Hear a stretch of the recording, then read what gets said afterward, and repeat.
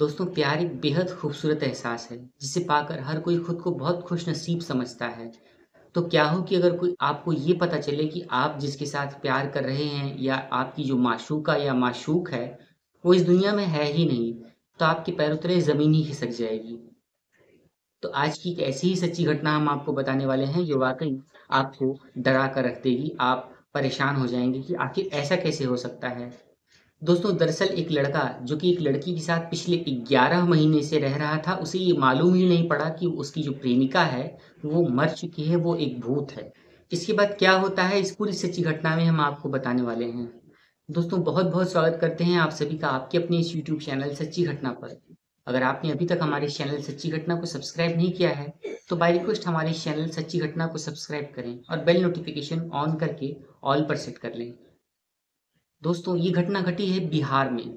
बिहार का एक ज़िला है अररिया, और इसी अररिया ज़िले में एक घटना घटी है जिसे जानकर सभी हैरान और परेशान हैं। दरअसल वहीं का रहने वाला एक लड़का हेमंत, जिसकी उम्र करीब 25 साल के आसपास है, वो अपने पिता के साथ अपने एक घर में रह रहा होता है।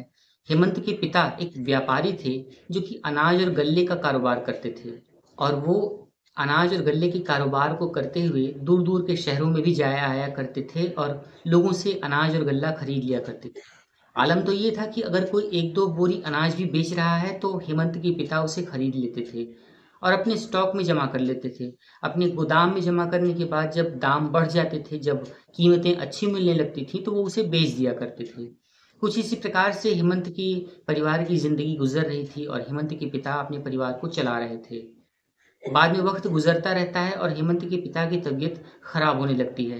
तब हेमंत ये सोचता है कि अब उसे अपने पिता के इस कारोबार में हाथ बटाना चाहिए और इस काम को खुद करना चाहिए, ताकि पिता की भी मदद हो सके और वो भी अपने पैरों पर खड़ा हो सके।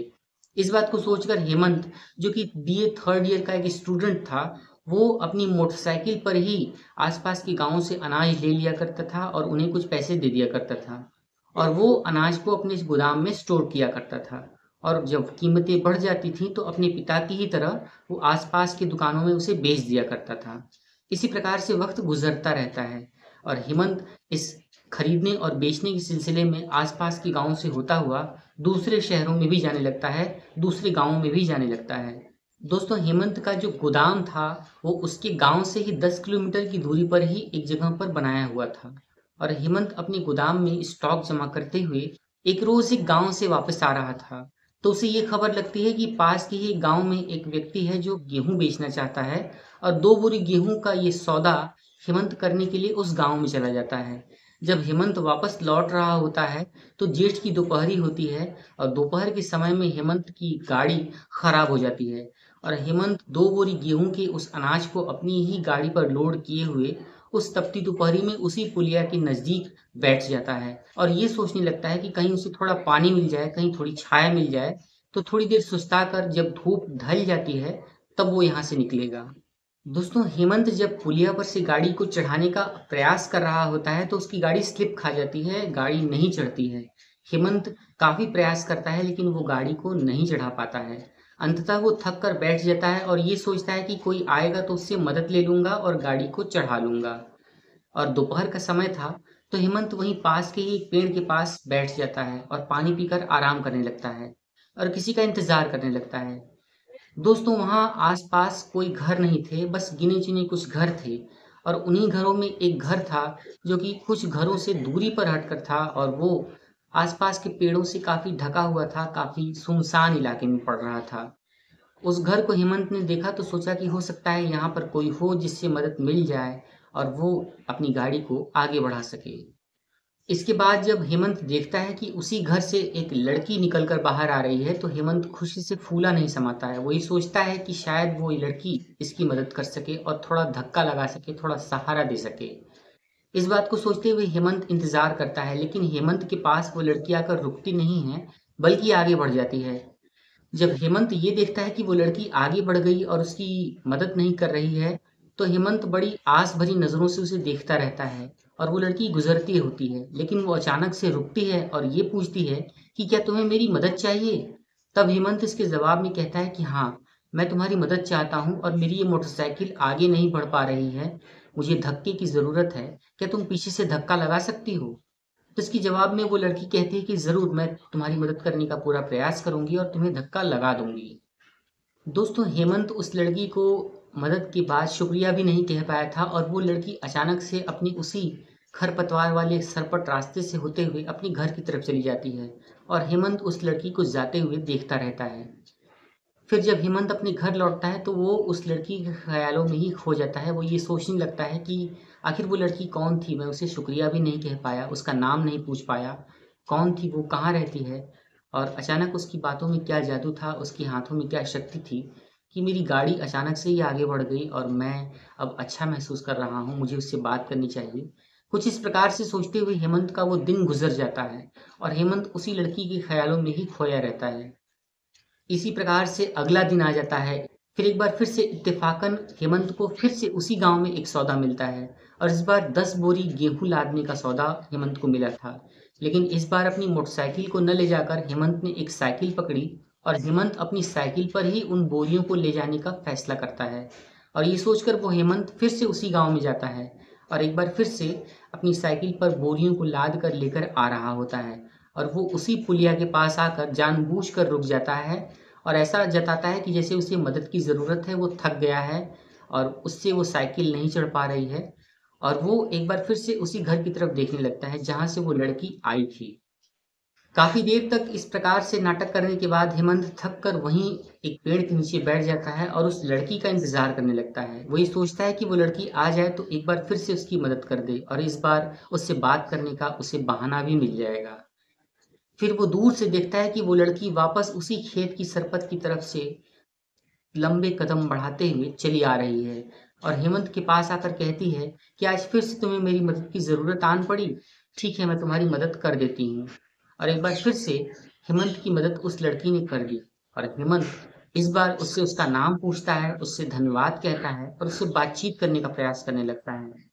जब हेमंत ने उससे धन्यवाद कहा और उससे उसका नाम पूछा, उसके बारे में जानकारी लेनी चाहिए, तो उस लड़की ने ये कहा कि मैं अपनी नानी के घर रहती हूँ और वो जो दूर तुम जिस घर से मुझे आता हुआ देखते हो, वो मेरी नानी का घर है और मैं वहीं रहती हूँ। और उस लड़की ने ये पूछा कि तुम क्या करते हो? तब हेमंत ने ये बताया कि मैं एक व्यापारी हूँ। तो उस लड़की ने कहा कि इतनी कम उम्र में तुम एक व्यापारी कैसे बन गए? तब उस लड़के ने ये बताया कि उसकी पिता की तबीयत खराब रहती है और वो अपने पिता के व्यापार को संभाल रहा है और वो एक व्यापारी बन चुका है और वो गेहूँ और चावलों को ले जाता है, ले आता है और इसी प्रकार से वो अपना जीवन निर्वाह कर रहा है। इस प्रकार से दोनों के बीच में बातें होने लगती हैं और दोनों के बीच दोस्ती हो जाती है। फिर अचानक से वो लड़की उठती है और ये कहती है कि अब मेरे जाने का वक्त हो गया है, मैं जा रही हूँ। और वो ये कहकर वो लड़की उठकर जाने लगती है। हेमंत ने उसे रोकने का प्रयास किया, ये पूछा और ये कहा कि तुम मुझसे फिर से कब मिलोगी? मैं तुमसे बातें करना चाहता हूँ, तुम मुझे अच्छी लगती हो। इसके जवाब में उस लड़की ने कुछ नहीं कहा और वो चुपचाप उठकर वहां से चली जाती है। अगले दिन फिर से हेमंत उसी पुलिया के पास आकर बैठ जाता है और वो ये देखता है कि वो लड़की पास ही के एक अमिया के बाग में आम तोड़ रही है और छोटे-छोटे आमों को अपनी टोकरी में जमा कर रही है। इस बार उस लड़की ने हेमंत को देखा तो ज़रूर, लेकिन उससे कुछ बातचीत नहीं की। हेमंत ने जब ये देखा कि वो लड़की उसे इग्नोर कर रही है, तो हेमंत वहीं पर बैठा रहा और ये सोचा कि उसे खुद जाकर उसे उस लड़की से बातचीत करने का प्रयास करना चाहिए। अगर बहुत बुरा लगेगा तो वो उसे धमका ही देगी, डरा ही देगी और उसे मना कर देगी। बस इससे ज़्यादा और कुछ नहीं होगा। उसे खुद जाना चाहिए और बातचीत करने का पहल करना चाहिए। इस बात को सोचकर हेमंत खुद उस बागान में जाता है और उस लड़की से बातचीत करने की कोशिश करने लगता है। हेमंत उससे पूछता है कि आज तुम मेरे पास नहीं आई और क्या तुम मुझसे नाराज़ हो? तब उस लड़की ने ये बोला कि हाँ, अब मैं तुमसे कभी नहीं मिलूँगी और तुम मुझसे दूर रहा करो। तो हेमंत ने पूछा कि क्यों अचानक से तुम मुझसे दूरियां क्यों बढ़ा रही हो? क्या बात है? तुम्हारा नाम क्या है? तुमने तो अपना नाम तक नहीं बताया। तब उस लड़की ने ये बताया कि मेरा नाम पूनम है और मैं यहाँ से 4-5 किलोमीटर दूर जिस घर से तुम मुझे आता हुआ देखते हो, मैं वहीं रहती हूँ और अब मेरी नानी आ रही हैं, तो इसलिए हमारा मिलना सही नहीं है, हमें नहीं मिलना चाहिए। और हमारी नानी को अगर इस रिश्ते के बारे में पता चल गया तो मुझे बहुत डाँटेंगी, मुझे बहुत मारेंगी। इसके बाद हेमंत कहता है कि ठीक है, अगर तुम जाना चाहती हो तो चली जाओ, लेकिन क्या तुम मुझे एक गिलास पानी पिला सकती हो? मुझे बहुत प्यास लगी है। तो उसके जवाब में पूनम कहती है कि ठीक है, तुम रुको, मैं अपने घर से पानी लेकर आती हूँ और तुम्हें पानी पिलाती हूँ। वो लड़की अपने घर चली जाती है और 4-5 किलोमीटर का सफ़र तय करके वापस हेमंत के पास आकर उसे पानी पिलाती है। हेमंत उसे दूर से जाते हुए देखता और वापस आते हुए देखता रहता है और हेमंत जब पानी पी लेता है, तो उससे रुंधे हुए गले से ये कहता है कि मैं तुमसे बहुत प्यार करता हूँ, मैं तुमसे मिलना चाहता हूँ, तुमसे ज़िंदगी आगे बिताना चाहता हूँ और क्या तुम मुझसे प्यार करती हो? और अगर तुम मुझसे प्यार करती हो तो कल मैं तुम्हारा यहीं इंतज़ार करूँगा, तुम्हें वापस आना होगा। इसके जवाब में पूनम कुछ नहीं कहती है और चुपचाप वहाँ से चली जाती है। लेकिन अगले दिन हेमंत फिर से उसी अमिया के बागान में आता है और वहाँ बैठकर इंतज़ार कर रहा होता है। जब हेमंत काफ़ी देर तक इंतज़ार करता है और वो लड़की नहीं आती है, तो हेमंत बहुत उदास हो जाता है। लेकिन फिर वो अचानक देखता है कि वो लड़की आ रही है। इस बात को देखकर हेमंत रोने लगता है और खुशी से फूला नहीं समाता है। पूनम जैसे ही हेमंत के नज़दीक आती है, हेमंत उसे अपनी बाहों में भर लेता है और उससे बहुत प्यार करने लगता है। वो ये कहता है कि मैंने सोचा कि शायद तुम नहीं आओगी, लेकिन तुम अब मेरे पास आ चुकी हो। इससे ये सिद्ध होता है कि तुम मुझसे प्यार करती हो और मैं तुमसे ही शादी करूँगा और तुम आज से मेरी अमानत हो। दोस्तों, इस प्रकार से दोनों एक दूसरे के गले लगकर रोने लगते हैं और यहाँ से इन दोनों की प्रेम कहानी शुरू हो जाती है। कहते हैं कि हर एक प्रेम कहानी का अंत सुखद नहीं होता है। हेमंत इस बात को नहीं जानता था कि वो जिस रास्ते पर चल पड़ा है, उसकी मंजिल दुख और दर्द के सिवा और कुछ नहीं है। जिंदगी बहुत खुशनुमा गुजर रही थी और दोनों के रिश्ते बहुत प्रेम परवान के साथ आगे बढ़ रहे थे। लेकिन आगे होता यूं है कि जब हेमंत एक रोज अपनी प्रेमिका के पास एक पेड़ के नीचे बैठा होता है, तो उससे ये कहता है कि मैं तुमसे शादी करना चाहता हूँ और कल मैं तुम्हारे पास अपनी सिंदूर की डिब्बी लेकर आऊंगा और मैं तुम्हारी यहीं पर मांग भर के तुमसे शादी करूंगा। तो वो लड़की ये कहती है कि हेमंत, इस प्रकार से शादी नहीं होती है और शादी के भी कुछ उसूल होते हैं, कुछ रीति रिवाज होते हैं, समाज बिरादरी होती है। जिसके जवाब में हेमंत इस बात को स्वीकार कर लेता है। दोस्तों, लेकिन होता कुछ और ही है। अगले दिन अचानक से हेमंत को एक केस के सिलसिले में एक कोर्ट जाना पड़ता है, जहां उस कोर्ट में हेमंत को एक गवाही देनी थी और उस गवाही में उसे ये बताना था कि पास ही के पुलिया पर एक लड़की की लाश मिली थी और उस लड़की की लाश हत्या करके फेंक दी गई थी। और दोस्तों, जब हेमंत उस कोर्ट में जाकर गवाही दे रहा होता है और ये बताता है कि उसे एक लड़की की लाश दिखाई पड़ी थी जब वो एक अनाज लेकर अपने घर लौट रहा होता है, तो उसने ये देखा कि एक लड़की की लाश पुलिया के पास नज़दीक पर पड़ी हुई है और उसका चेहरा कुचल दिया गया था और इत्तेफाक से उस लड़की का नाम भी पूनम ही था। और उसी कोर्ट में उस लड़की के माता-पिता भी आए थे, जिन्होंने उस लड़के हेमंत को देखकर उससे बहुत रिक्वेस्ट की और मिन्नतें की और ये कहा कि तुम सही गवाही देना और हमारी बेटी को न्याय मिलना चाहिए। दरअसल होता यूँ है कि उस लड़की पूनम का गला उसी के प्रेमी ने उसी पुलिया पर दबाकर मार दिया था और शव की शिनाख्त ना हो सके, इसलिए उसने उस लड़की का चेहरा पत्थर से कुचल दिया था। दोस्तों, दरअसल उस प्रेमी ने अपनी प्रेमिका पूनम के साथ धोखा किया था और उसे प्यार के जाल में फंसाकर उसके साथ अवैध शारीरिक संबंध बनाए थे, उसका शोषण किया था। और जब शादी की बात आई, तो उस प्रेमी ने अपनी प्रेमिका पूनम को उसी पुलिया के पास ले जाकर उसका सर कुचलकर, उसका गला घोंटकर उसे जान से मार दिया। इस प्रकार से जब ये मामला निकल कर सामने आता है और हेमंत ने उस केस में गवाही दी और इत्तेफाक से इस घटना को भी 11 ही महीने बीते थे, तो कहीं न कहीं हेमंत का माथा ठनकने लगता है। दोस्तों, इसके बाद जब हेमंत ने पूनम के माता-पिता को देखा और पूनम के माता-पिता को देखकर उसने शंका ज़ाहिर की और ये कहा कि क्या मैं आपकी बेटी की फ़ोटो देख सकता हूँ? और जब माता-पिता ने हेमंत को उस लड़की की फ़ोटो दिखाई, तो हेमंत देखकर एकदम शॉक रह जाता है, घबरा जाता है। दरअसल ये पूनम नाम की लड़की वही लड़की थी, जिसके साथ हेमंत 11 महीने से प्यार की अपनी एक अलग दास्तान, अपनी एक अलग दुनिया बसाने चला था। दरअसल हेमंत जब उस लड़की पूनम की फ़ोटो को देखता है, तो हेमंत बहुत डर जाता है। वो ये समझ जाता है कि दरअसल वो जिस लड़की के साथ प्यार करता है, वो मर चुकी है, वो एक भूत है। और जब वो ये जानता है, तो हेमंत का सारा प्यार का बुखार उतर जाता है, उसे डर लगने लगता है और वो बहुत घबरा जाता है। दोस्तों, इसके बाद हेमंत वापस उसी पुलिया के पास जाता है और वो उस घर को देखता है जहाँ पर पूनम निकल कर आकर उससे मिला करती थी। हेमंत ने जब आस-पास पूछा और पता किया, तो उसी गाँव के कुछ लोगों के माध्यम से ये पता चला कि दरअसल वो घर तो काफ़ी सालों से बंद पड़ा है और उस घर में कोई नहीं रहता। अब उस घर पे शराबी और जुआरी आकर जुआ खेलते हैं और हेमंत उसी घर से पूनम को आता और जाता हुआ देखा करता था। इसके बाद हेमंत सारा माजरा समझ जाता है और हेमंत पूनम के पिता से ये कहता है कि आपकी बेटी मर चुकी है और मैं अब उसी से प्यार करता हूँ। यही नहीं, मैंने उस लड़की से शादी भी कर ली है। और उसने ये सारी कहानी जब लड़की के माता पिता को बताई तो लड़की के माता पिता बहुत परेशान हो गए, वो बहुत रोने लगे। इसके बाद हेमंत वापस हिम्मत करके उसी पुलिया के नजदीक आता है और अपनी प्रेमिका पूनम को आवाज देता है। कुछ देर बाद पूनम उसी घर से निकलते हुए सामने आती है और हेमंत के पास आकर उससे प्यार भरी बातें करने लगती है। हेमंत हिम्मत जुटाकर अपनी प्रेमिका पूनम से ये कहता है कि तुमने इतनी बड़ी बात मुझसे क्यों छुपाई, तुमने ये क्यों नहीं बताया कि तुम मर चुकी हो और तुम एक भूत हो।